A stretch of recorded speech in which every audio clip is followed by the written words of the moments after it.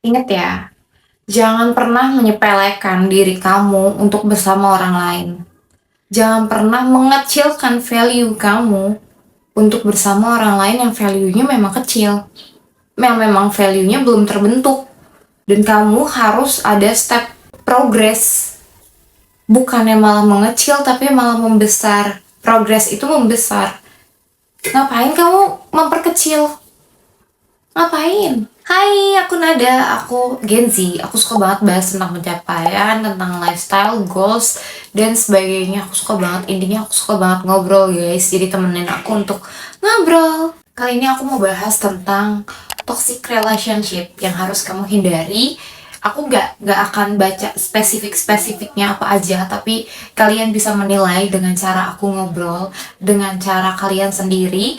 Kalian akan menilai teman mana, pasangan mana yang toksik bagi kalian, karena setiap kata toksik itu berbeda-beda bagi setiap orang menurut aku. Tapi hidup tuh lebih simpel tanpa ada manusia toksik, tanpa ada hal toksik, tanpa ada hal negatif yang mengerubungi otak kamu buat fokus terhadap hal negatifnya, dan kamu gak tahu yang mana positifnya, dan kamu kayak jadi kayak balita lagi, kamu harus dipandu lagi kayak ini baik loh, ini buruk loh, kamu harus digituin lagi. Dan itu toksikan yang terbuild dari lingkungan kamu sampai kamu tuh bingung itu tuh sebenarnya wajar atau enggak.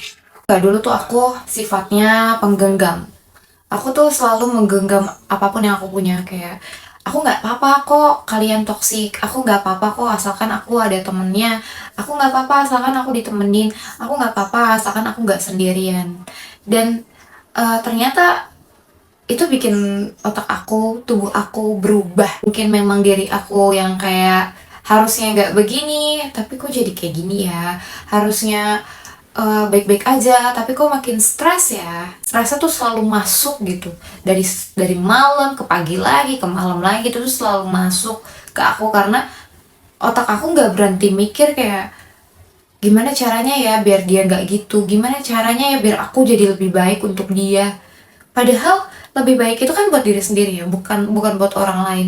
Kenapa gue harus mikirin dia yang berbuat kayak gitu ke gue, tapi gue yang harus membenahi diri gue sendiri? Itu kayak nggak adil sih. Dan aku bertahun-tahun kayak gitu, dan aku tidak melepaskan orang itu. Kan kita harus menerima kekurangan orang lain, kita nggak boleh egois untuk gak menerima kekurangan orang lain. Toh kita juga banyak hal kurangnya. Bener kok, itu juga bener, nggak ada yang salah dengan omongan itu. Tapi di sini adalah kurang dan toksik itu beda.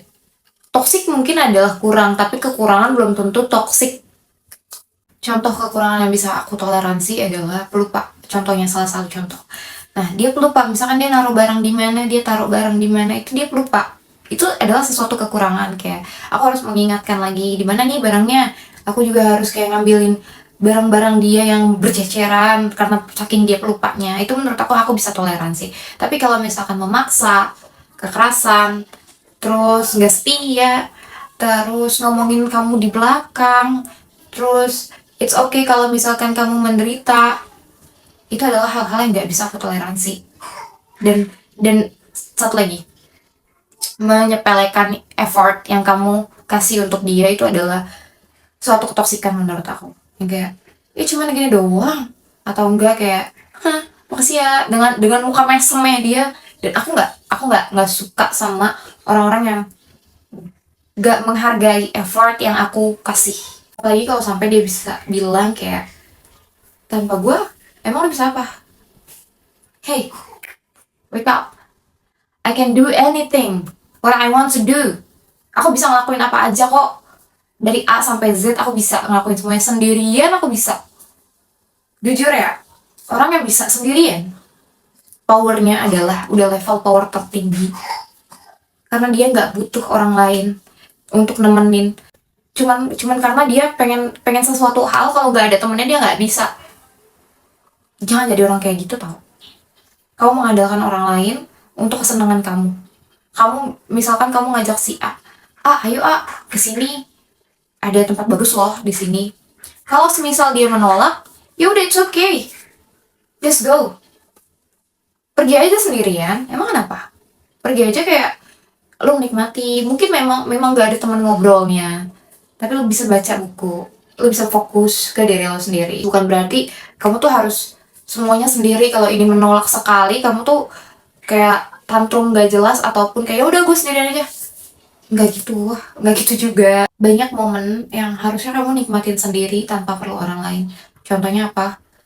Pergi ke salon sendirian, pergi ke gym sendirian, tanpa ada ngobrol dari A sampai Z, kamu bisa menikmati exercise kamu bisa merasakan otot-otot kamu bekerja. Kalau banyak ngomong dibandingkan olahraganya, itu juga nggak bagus kan. Dan kamu bisa jalan pagi sendirian, nikmatin waktu kamu sama alam, nikmatin semua yang kamu punya. Nggak harus semuanya tentang orang lain. Ketika orang lain bilang A, kamu harus ngikutin. Kamu juga harus punya pendirian tentang diri kamu sendiri. Jadilah teman yang baik untuk diri kamu sendiri. Ketika kamu udah bisa sendirian, itu tandanya diri kamu udah bisa jadi teman yang baik untuk diri kamu sendiri. Kamu menikmati momennya, kamu menikmati diri kamu lagi me time. Semua hal yang kamu pikir kayaknya gue nggak bisa deh sendirian, itu pasti bisa, karena itu harusnya dilatih. The power of sendirian itu gila, itu besar banget buat aku tuh besar banget, the power of sendirian. Ngapain kamu ngecilin dunia kamu buat masuk ke dunia orang? Itu kata-kata yang sering banget aku denger, tapi itu benar guys. Masih banyak orang lain yang di sana yang value-nya setara sama kamu. Masih banyak orang lain yang di sana yang memang sayangnya pol-polan sama kamu, yang nggak pengennya di give terus. Dia juga effortnya banyak buat kamu, masih banyak. Tapi aku nggak tahu caranya. Aku nggak tahu kalau misalkan aku harus dapetnya kayak gimana. Aku nggak tahu value aku segimana. Kenal diri sendiri, makanya aku bantu di video-video aku bantu kamu untuk kenal diri sendiri. Aku bantu kamu untuk tahu siapa kamu. Aku bantu kamu untuk menelaah mana yang baik, mana yang buruk. Dan aku di sini memang nggak menjabarkan ini toxic lo, yang ini loh, yang ini loh, yang ini loh. Aku nggak menjabarkan itu biar kamu yang menilai. Bikin di jurnal, aku garis di sini namanya dia, di sini yang baik, di sini yang buruk. Jadi tulis sifat baiknya dia, tulis sifat buruknya dia. Nah kalau misalkan sifat baiknya dia lebih banyak dibanding sifat buruknya, itu nggak toxic. Mungkin, tapi kita lihat dulu sifat buruknya. Ada nggak salah satu hal yang menurut kamu nggak bisa ditoleransi nih? Nggak bisa nih ditoleransi karena dia kasar. Nggak bisa nih ditoleransi karena dia nggak setia. Nggak bisa nih ditoleransi karena dia effortnya minim banget sama aku, kayak berasa aku sendirian yang cinta. Kalau ini ada salah satu di antara yang aku omongin, let them. Lepasin aja. Buat apa? Ketika kamu kenal sama diri kamu sendiri, kamu akan tahu gimana value kamu. Kamu akan tahu kamu secinta apa kamu sama diri kamu sendiri. Kamu akan tahu. Aku cinta banget sama diri aku sendiri. Cinta banget, maksimal. Tahu aku sayang sama diri aku sendiri, makanya aku punya standar yang tinggi buat nentuin siapa yang berhak untuk menjadi pasangan aku, siapa yang berhak untuk menjadi teman aku. Kalian tuh wajib tau, milih-milih teman tuh wajib. Apa? Kalian tuh wajib, karena biar apa? Biar kalian gak ikut-ikutan negatif. Orang yang benar-benar tahu value-nya segimana, tahu karakternya seperti apa, dia akan memilih-milih teman. Karena dia gak nyaman untuk berada di suatu circle yang bukan dia. Kayak gimana ya, kamu positif di antara orang-orang negatif, emang kamu nyaman? Enggak kan? Dan kamu negatif di antara orang-orang positif, mungkin menurut kamu kayak, aduh gue kayak gak cocok nih sama orang-orang ini nih, gue gak bisa nih, gue begini nih. Itu pasti gak kenyamanan. Kayak kalau misalkan negatif ke positif itu bagus, tapi kalau positif berubah ke negatif, apakah itu bagus perubahannya? Enggak dong. Masa kamu mau menyamankan diri ke hal yang negatif? Ketika kamu tahu value kamu, ketika kamu tahu standar kamu untuk memilih pasangan dan teman, itu kamu berarti udah tahu siapa kamu. Aku tuh nggak mau di antara pertemanan, aku nggak mau jadi yang tinggi dan aku nggak mau jadi yang rendah. Aku mau kita setara. Aku mau dia, kalau misalkan dia lebih dibanding aku mau dia narik aku ke posisi dia. Aku nggak mau kayak, ah, lu batas lu segini, gue segini. Aku nggak mau itu. Dan ketika teman kamu di bawah kamu dan dia iri sama kamu, dia tidak mensupport kamu, dia tidak meminta untuk hold my hand, untuk belajar dari kamu, dia cuma bisanya iri sama kamu, itu kamu menggali kuburan kamu sendiri. Percayalah, kamu sayang sama dia, kamu bakalan ngelakuin apa aja buat dia, tapi dia iri sama kamu. Dia nggak mau kamu terbang tinggi, dia mau kamu berada sama dia. Dia nggak mau ada perubahan di hidup dia, dan dia nggak mau kamu berubah yang lebih dibanding dia, karena dia nggak mau kamu naik ke level selanjutnya sendirian. Dia pengennya kamu stay bersama dia. Itu bukannya teman yang baik, itu nggak suportif. Aku nggak mau kayak effort aku dibalas sama keiri dengkian. Aku nggak mau, itu nggak sebanding. Buat aku itu nggak sebanding. Ketika dia ngomongin aku di belakang, ya udah, biarin aja. Yang penting kamu bukan teman gue. Yang penting kamu bukan pasangan gue. Ketika ada orang yang ngomongin buruk dan aku nggak tahu itu sebabnya dari mana, aku pun sendiri nggak tahu itu berita apaan, aku harus klarifikasi. Enggak, aku nggak mau klarifikasi. Aku kayak ya udah terserah kalian aja. Yang penting aku udah nyaman sama diri aku udah seneng sama diri aku yang penting aku nggak begitu, diri aku udah ada protectionnya sendiri. Aku tuh orang yang gampang banget cut off orang. Aku sangat amat gampang banget cut off orang. Aku kalau misalkan aku ngerasa ditoksikin sedikit aja, aku ngerasa kayaknya effort gue percuma deh buat lo. Jadi kayak aku mundur secara perlahan. Dan kalau misalkan dia teman aku banget, mungkin aku akan bilang ke dia, kayaknya kalau kayak gini gue gak bisa deh gini gitu. Jadi kayak kalau lu mau berubah, masih mau jadi teman gue, ya jangan kayak gini. Tapi kalau misalkan temenan kita sampai sini aja, ya it's okay. Itu demi kebaikan dia dan demi kebaikan aku, demi mentalnya dia dan demi mentalnya aku juga. Jadi kayak ya udah, kita punya dunianya masing-masing, nggak apa-apa kok gitu. Aku orang yang nggak kenapa-napa banget. Kalau semisal ada yang bikin otak aku tuh stres sedikit, terus aku nangis dulu nih, aku nangis besoknya aku pasti akan ya udah biarin aja gitu, kayak let them. Dan aku nggak akan mikirin itu, dan aku kayak berjalan damai dengan hidup aku sendiri untuk sekarang ya. Tapi kalau untuk yang dulu-dulu mungkin apapun distresin, apapun aku pikirin, apapun aku kayak gimana ya kalau jadinya kalau nggak ada dia, gimana ya jadinya kalau misalkan aku sendirian, gimana ya. Dan setelah aku kenal sama diri aku sendiri, ya nggak apa-apa, emang kenapa, yang penting aku punya diri aku sendiri. Bahkan kalau semisal keluarga gitu ya, ada yang toksik, kan kita pasti nggak bisa menjauh, cut off keluarga sendiri, kita pasti nggak bisa. Tapi aku karena demi kebaikan aku sendiri, aku kayak menjauh secara perlahan, jaga jarak. Aku pasti kayak gitu karena biar aku nggak terlalu banyak stresnya. Aku masih pengen hidup damai, aku masih pengen hidup tenang. Makanya aku selalu memilih untuk step back dibanding hantem terus, maju terus. Dibanding kayak gitu, mendingan aku maju untuk diri aku sendiri. Kadang memang keputusan yang besar, yang baik buat diri kamu sendiri tuh terkadang rasanya kayak kesalahan di awal, kayak kamu tuh merasa bersalah banget demi keputusan yang kamu buat demi diri kamu sendiri, padahal itu tuh buat kebaikan kamu. Tapi rasa bersalahnya tuh gede banget, dan di situ kamu butuh ngeluarin semuanya. Kamu butuh kayak ngobrol dengan diri sendiri, catat semuanya, kamu nangis gak apa-apa. Abis itu kamu pasti bakal merasa lega banget setelahnya. Kamu gak ada kepikiran dari pagi sampai malam mikirin, nih anak kenapa ya, gitu. Kamu gak akan ada perasaan dimana kamu harus memikirkan dia lagi, tapi kamu harus memikirkan diri kamu yang sekarang. Dibanding mikirin dia, dibanding mikirin orang lain, mendingan kamu mikirin tentang bagaimana progres kamu selama ini, bagaimana keseharian kamu, apa yang salah dari kamu, apa yang harus diperbaiki dari kamu, mendingan kayak gitu dibanding kamu mikirin dia.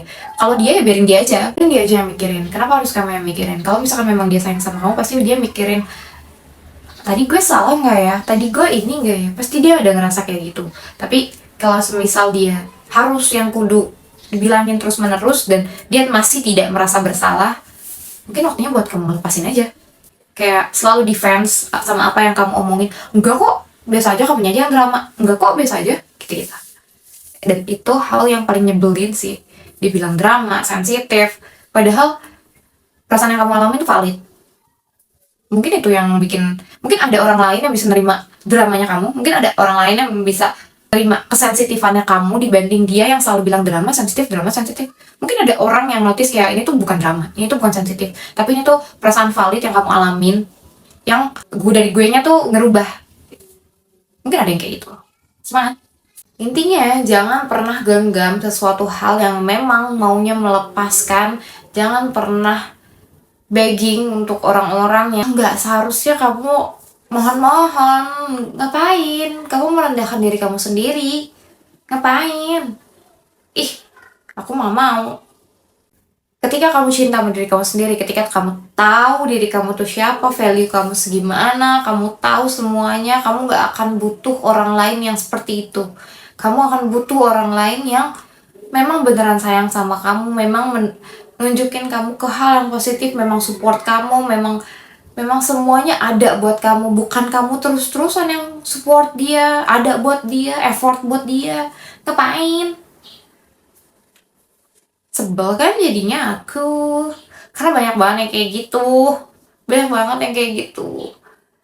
Alasannya banyak ya, kayak relatif alasannya. Kalau pasangan ya, kalau pasangan karena gue sayang sama dia, gue nggak bisa hidup tanpa dia. Kayak karena gue udah punya anak, karena gue ini. Hey girl, emang kenapa? Emang kenapa kalau punya anak, dan emang kenapa kalau lu sayang sama dia, dianya nggak sayang sama lu, kenapa? Jadi kayak ya udah, wake up. Punya anak tuh harus bahagia. Kalau melihat ibunya tidak bahagia, bagaimana dia bisa bahagia? Kita harus putar otak sebagai perempuan yang realistis. Kamu harus bahagia. Karena kamu sayang sama anak kamu, kamu harus bahagia. Karena kamu cinta sama diri kamu harus bahagia. Gak ada alasan untuk tidak bahagia. Gak ada. Mungkin ada satu hari yang untuk bad day ada, tapi gak ada alasan untuk gak bahagia. Intinya kamu akan stuck di orang yang itu-itu aja, yang bikin kamu stres, bikin kamu pusing, kamu nggak tahu nanganinnya kayak gimana. Dia lebih suka hal-hal negatif dibanding hal-hal untuk membuat kamu bahagia.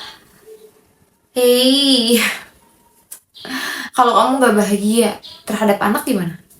Kamu marah-marah mulu sama anak sampai anaknya puyeng, sampai anak ibu jangan marah-marah mulu, sampai tuh anak jadi kayak, ini mama marah-marah mulu nih, mental dia bagaimana? Kamu nggak mikir. Tapi kalau misalkan kamu sabar sih, itu poin plus ya buat kamu. Kayak ya udahlah, sabar aja, aku juga nggak mau kayak gini-gini sama anak. Itu poin plus, tapi tetep balik lagi, di dunia ini kamu harus bahagia. Kamu berhak untuk mendapatkan sesuatu yang kamu mau. Kamu berhak untuk mendapatkan orang yang effortnya tuh banyak lebih besar dibanding kamu. Kamu berhak atas hal apapun itu di dunia ini. Semua itu bisa kamu laluin. Semua itu kamu bisa kamu laluin ketika kamu tak kenal diri kamu cinta sama diri kamu. Semua itu kamu bisa banget kok dilaluin. Jadi buat perempuan, hebat banget. Kalian hebat banget. Nggak bisa ngomong dengan kata-kata. Kalian hebat. Tapi please, balik lagi, bahagia. Oke? Sampai sini. Bye-bye.